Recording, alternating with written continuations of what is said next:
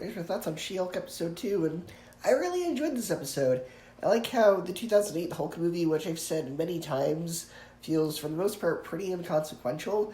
It's actually starting to feel more important. I saw one reviewer who got to see this early. I heard him say that Abomination of this show feels like a completely different character, and I'm not saying he's wrong, I just disagree with him. I can see why he would say that, but from my point of view, I see it as he's been rotting in prison since 2008, and the MCU takes place 5 or 6 years into the future, into our future now. So that plus 2008, of course, after all that time, he's got to go a bit crazy. So of course he feels like he's different. Prison changes you. He's got a little bit loopy after being in prison for all that time, and I thought he was kind of fun to watch. He had a good balance between being this fun, cheesy comic book villain while reining it in just enough that it wasn't laughably over the top. I also enjoyed how at the end it tied into the Shang-Chi movie. Honestly, the best joke in this episode for me, though, the best bit of writing in this episode was when Jen and Bruce were talking about Hulk's encounter with Abomination.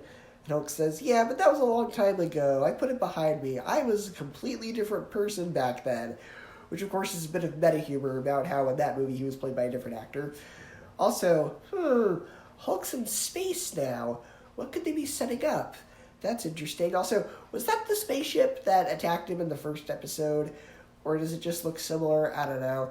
But why do you think Hulk's in space? I don't read the comics, and I don't want to because I want to be surprised. Why do you guys think Hulk's in space? That's interesting. Now, my one issue is I wish there was actually payoff to the end of episode 1. And what I mean by that is I wish instead of telling us about this big superhero fight with the villain that was set up at the end of that episode, they'd actually showed it. But no, it's like she shows up, bursts into the courtroom, it's like, "I'm going to fight him." And then they cut away, and they're like, "Oh yeah, she fought the villain." I'm like, I wanted to see that. Why are you telling us instead of showing us? That was a bit disappointing. But overall, I still enjoyed this episode. I thought it had a pretty good plot. It had some nice little connections. So let me know what you thought about the episode, and I will see you next time.